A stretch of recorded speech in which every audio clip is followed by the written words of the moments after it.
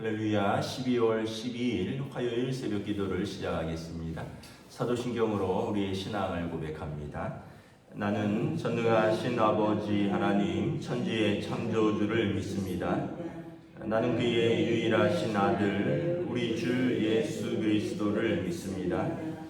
그는 성령으로 잉태되어 동정녀 마리아에게서 나시고 본디오 빌라도에게 고난을 받아 십자가에 못 박혀 죽으시고 장사된 지 사흘 만에 죽은 자 가운데서 다시 살아나셨으며 하늘에 오르시어 전능하신 아버지 하나님 우편에 앉아 계시다가 거기로부터 살아있는 자와 죽은 자를 심판하러 오십니다. 나는 성령을 믿으며 거룩한 공교회와 성도의 교제와 죄를 용서받는 것과 몸의 부활과 영생을 믿습니다. 아멘. 찬송가 191장 찬양하시겠습니다. 찬송가 191장입니다.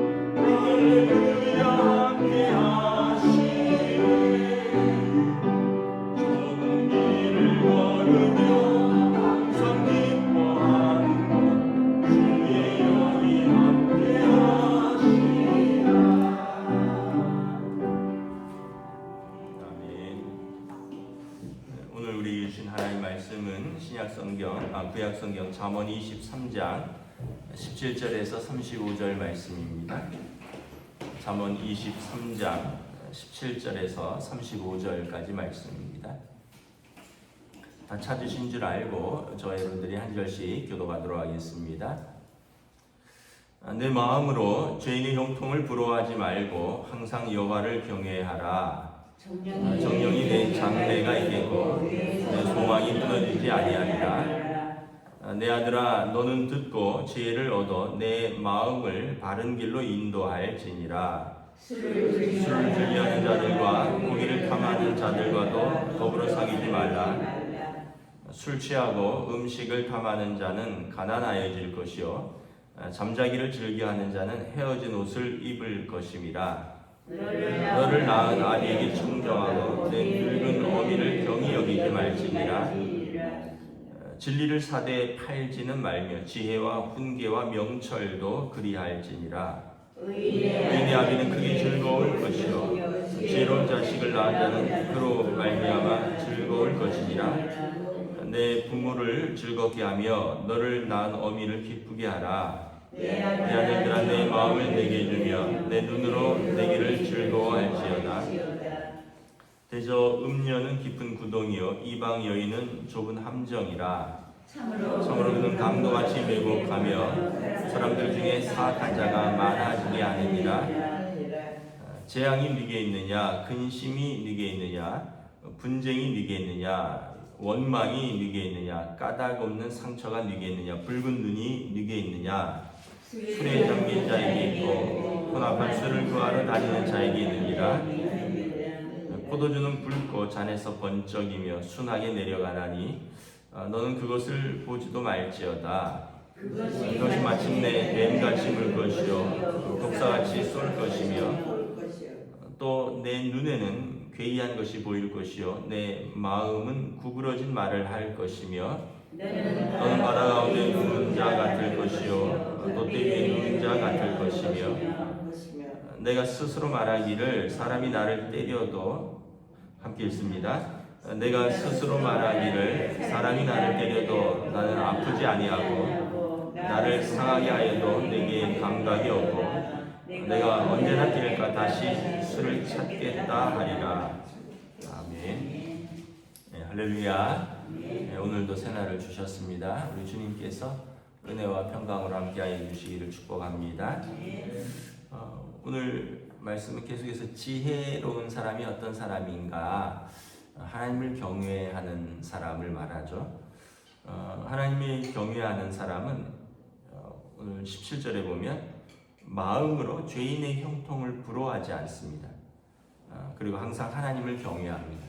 하나님을 경외한다는 뜻은 이제 두 가지 의미가 있는데, 하나는 하나님이 살아계시고 그래서 의인에게 상을 주시고 악인에게 벌을 주신다는 믿음을 갖는 것입니다. 그러면 죄인의 형통을 부러워할 이유가 없죠. 왜냐하면 살아계신 하나님이 의인에게 상 주시고 죄인에게 벌을 주시기 때문에 지금 잠깐 형통하는 것 같지만 분명히 하나님의 심판 때에서는 역전이 될 것입니다. 여러분, 지금 부러워하다가 마지막에 심판을 받는 것이 낫습니까? 아니면 지금 그 죄인의 형통을 같이 즐기다가 지금 우리가 하나님을 경외하다가 마지막에 영원한 복과 하늘에 쌓인 상급을 누리는 것이 낫습니다. 여러분, 영원한 것을 누려야죠. 우리 인생이 뭐 100년 이하의 길면 길고 짧으면 짧은 삶이지만 여러분, 하나님 나라는 영원한 삶이다 말씀하고 있습니다. 그래서 우리가 하나님을 경외한다는 건 첫째는 이것입니다.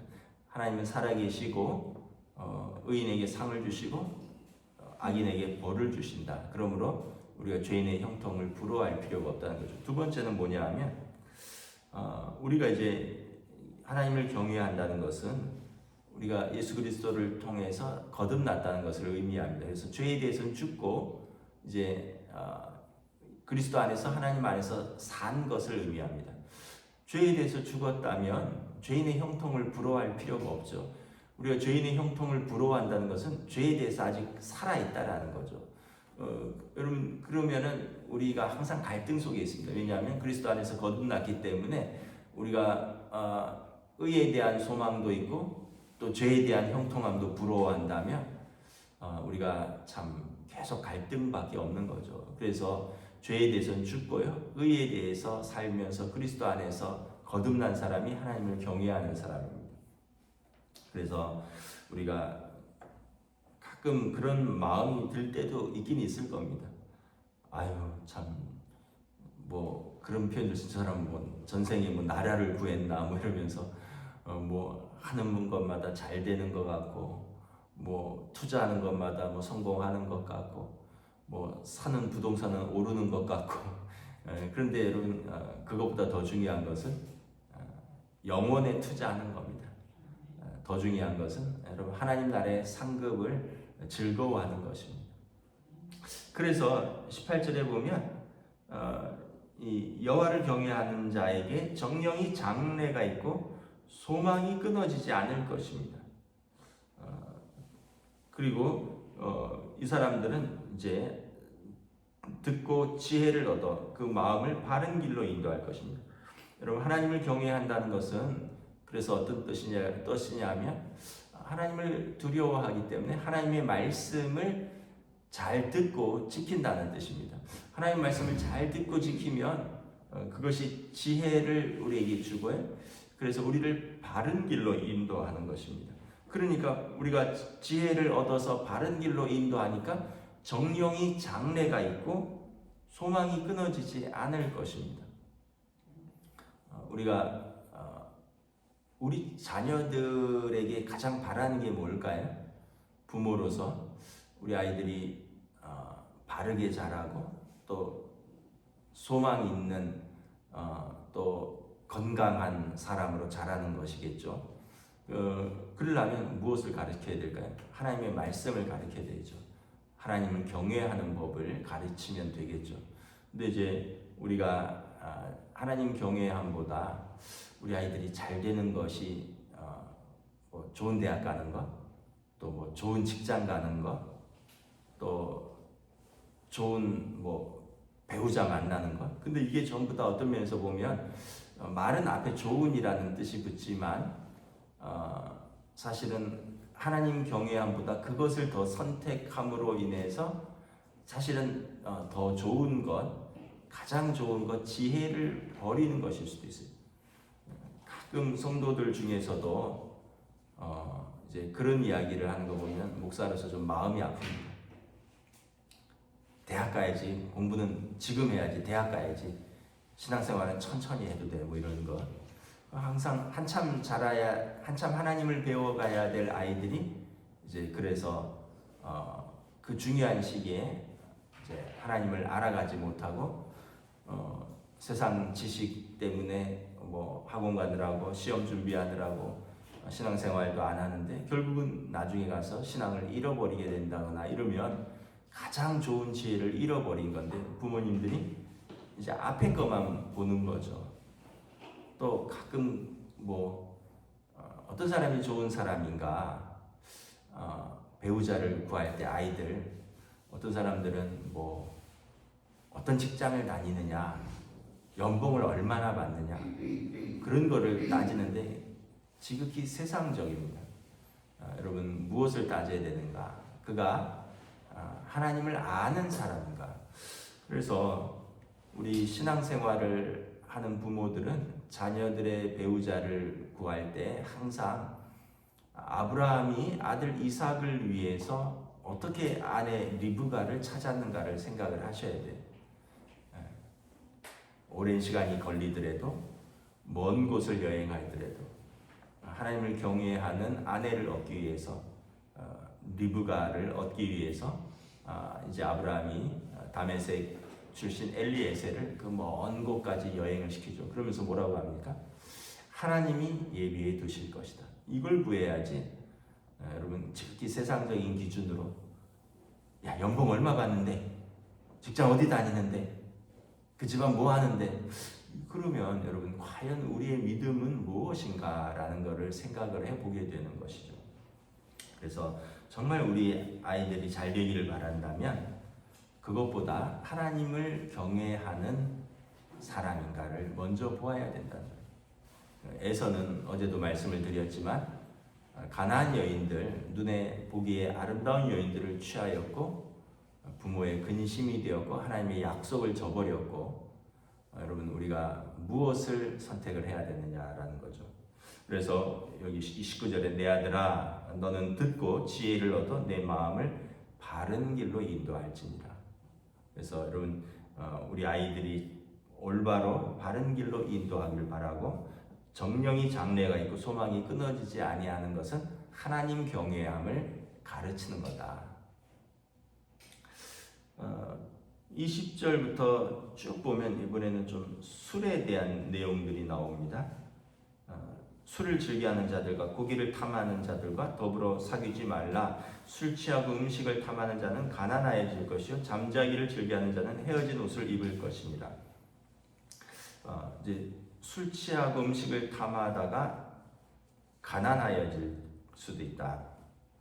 그러니까 과도하게 술 취하면 어떻게 되냐? 그 다음날 출근을 못 하겠죠. 그러면 이제 가난해질 것입니다. 또 술 취하면 자야 되잖아요.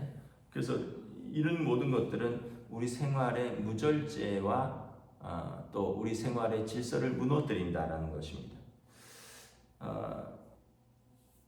30절에도 보면 술에 잠긴 자들에게 어떤 재앙이 있느냐, 19절에 재앙이 누게 있느냐, 근심이 누게 있느냐, 분쟁이 누게 있느냐, 원망이 누게 있느냐, 까닭없는 상처가 누게 있느냐, 붉은 눈이 누게 있느냐, 술에 잠긴 자에게 있고 혼합한 술을 구하러 다니는 자에게 있느니라.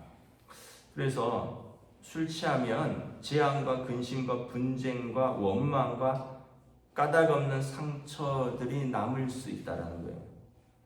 그것들이 31절에 32절에 보면 뱀같이 물 것이고 독사같이 쏠 것이며 눈에는 괴이한 것이 보일 것이고 마음을 구부러진 말을 하게 할 것이다. 그래서 눈에 괴이한 것이 보이고요, 마음이 구부러져 보이고요. 그래서 그 행위들이 정상적인 판단과 감각을 잃게 하고 그래서 다른 실수와 죄를 유발하고 많은 근심과 분쟁과 재앙과 상처를 남길 수 있다는 거예요. 여러분 술 취해서 많은 분들이 실수도 하고요, 심지어는 죄도 저지릅니다. 뭐 성희롱, 성추행 또는 성폭력 또는 언어적인 폭력, 또 실제로 또 주먹을 쓰는 폭력, 이런 것들이 정상적일 때보다 술 취했을 때 훨씬 많이 일어납니다. 왜냐하면 눈에 괴이한 것이 보이고요, 마음이 구부러진 말을 하기 때문에 그렇습니다. 34절에 보면 바다에 누운 자 같을 것이며 돛대 위에 누운 자 같을 것입니다. 술 취하면 마음이 붕 뜬 것 같죠. 몸이 둥둥 뜬 것 같죠. 그래서 35절에 스스로 말하기를 사람이 나를 때려도 나는 아프지 아니하고 나를 상하게 하여도 내게 감각이 없도다 하느라. 그리고 싸우는 거예요. 때려봐. 그리고는 너 한번 맞아볼래? 정상적일 때 안 하던 일들을 술 취할 때 한다는 거예요. 그래서 이렇게 뉴스 같은 데 보면 평소에 좀 점잖던 사람들, 고위 공무원이라든가 회사의 사장님, 이런 분들이 회식하다가 술 취해서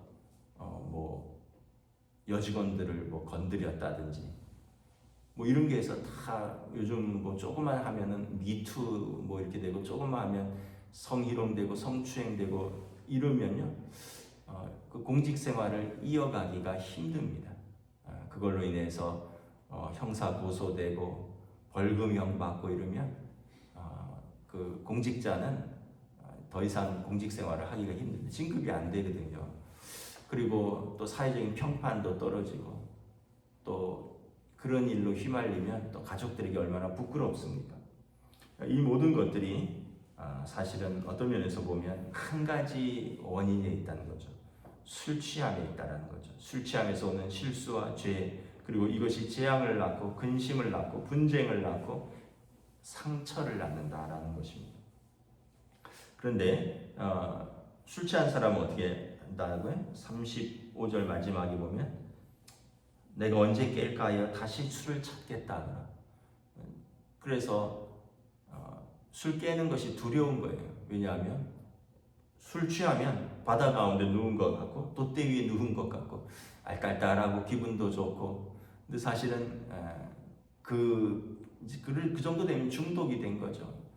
계속 술을 찾는 거죠. 근데 여러분, 성경에서 뭐라고 있습니까? 술 취하지 말고 성령의 충만함을 받으라. 그래서 우리가 이 절제함, 어제도 말씀드렸는데, 자기 훈련은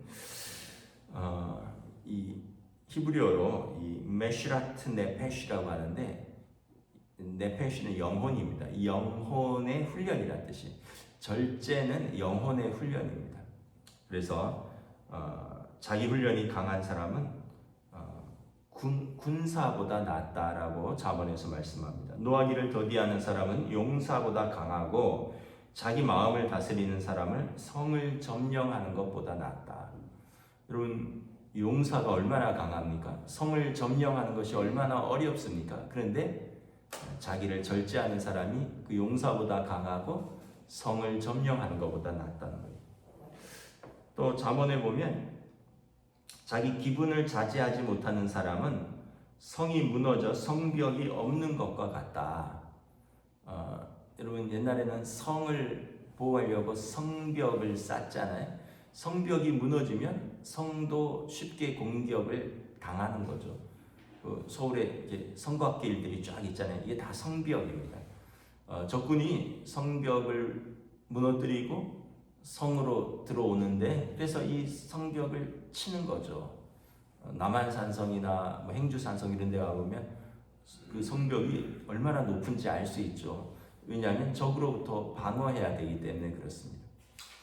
근데 여러분, 자기 절제를 못하는 사람은 이 성벽이 없는 사람하고 같다라는 거예요. 그래서 여러분, 쉽게 격동하고 쉽게 노하고 함부로 말하고 또 함부로 행동하는 사람은 성벽이 없는 사람하고 똑같다, 그렇게 생각을 하시면 됩니다. 왜냐하면 기분 따라 말하고 기분 따라 행동하고 성벽이 무너진 거예요. 그래서 스스로를 사단의 공격에 쉽게 내줄 수 있다는 것입니다. 고린도전서 9장 25절에 경기에 나서는 사람은 모든 일에 절제합니다. 그들은 썩어질 월계관을 얻으려고 절제를 하지만 우리는 썩지 아니할 월계관을 얻으려고 하는 것입니다. 그래서 모든 일에는 자기 훈련이 필요하고 절제가 필요한데, 이것은 이 땅에서도 면류관을 얻으려면 절제해야 된다는 거죠. 최근에 수능 만점자가 1명 나왔다라고 하더라고요. 최근에 보니까 수능 만점자는 어떻게 공부했는가 뭐 이렇게 봤더니 재수생인데 생각보다 많이 공부하진 않았더라고요. 아침 7시 반에 공부를 시작을 해서 한 12시까지 공부한대요. 그 학생 때는 다 그 정도 하잖아요, 그죠? 근데 차이는 뭐냐면 예외가 없다라는 거죠. 주말은 딱 쉬었대요. 그래서 혹시 예수 믿나? 주말은 쉬었다. 뭐 그렇게 얘기를 하더라고요. 그런데 주중에는 아침 7시 반부터 12시까지 공부한대. 그러면은 굉장히 긴 시간이죠. 한 15시간. 중간에 물론 밥도 먹겠고 뭐 조금 산책도 하겠죠. 근데 7시 반이면은 재수생이 한 6시까지는 자고 뭐 씻고 아침 먹고 어디 학원 가면 한 7시 반 정도 될 텐데. 근데 이제 중요한 건 꾸준히 매일 하는 거겠죠. 제가 뭐 그걸 부러워한다는 게 아니라, 여러분, 세상에서도 뭔가를 하려면 규칙적으로 꾸준히 성실하게 해야 되는 거죠. 여러분, 하물며 영혼의 면류관은 어떻겠습니까? 영혼의 면류관은 더 규칙적으로, 더 꾸준히, 더 성실하게 하나님 앞에서 해야 되지 않을까요? 여러분, 썩어질 면류관을 위해서도 우리가 그렇게 자기 절제를 하는데, 썩지 아니하는 면류관을 위해서 우리가 더 성실히, 더 충성스럽게 해야 되지 않을까요? 가끔 그런 이야기를 들으면 조금 또 목사로서 마음이 아파요. 요즘 기분이 안 좋아서 신앙생활이 좀 그렇다고, 오늘은 교회 갈 기분이 아니라고, 그런 말 들으면 기분 따라서 신앙생활을 하는가, 내 기분 나쁘면 천국도 안 갈 건가? 우리가 자꾸 그런 이야기를 하면 아까 말씀드린 것처럼 성이 무너져서 성벽이 없는 사람하고 같아.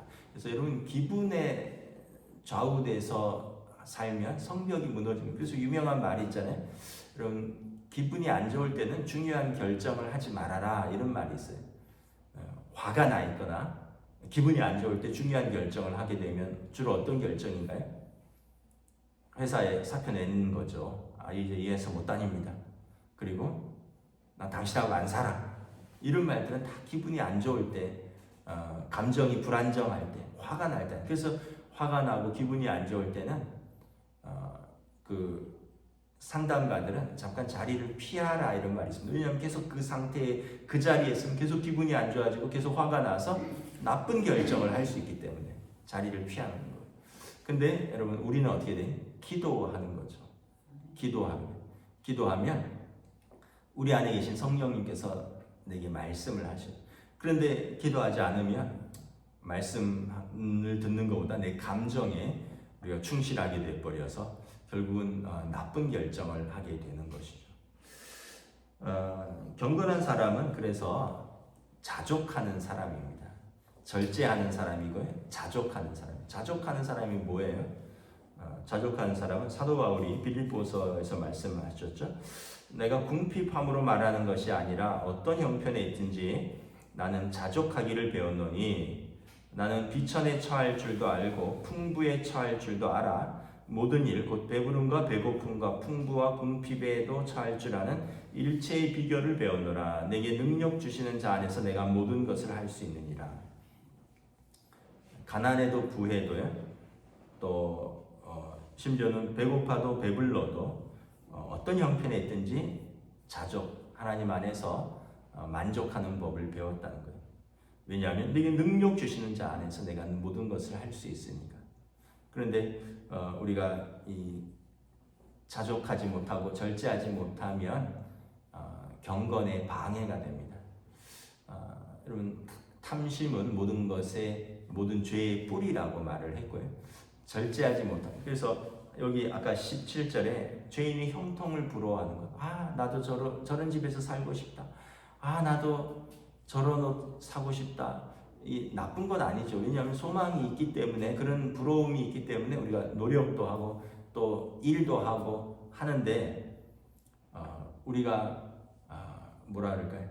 거기에 마음을 빼앗겨서 우리가 절제하지 못하고 또 자족하지 못한다면 결국은 우리 분수를 넘어가게 되고 하나님 경외함을 잊어버리게 된다는 거죠.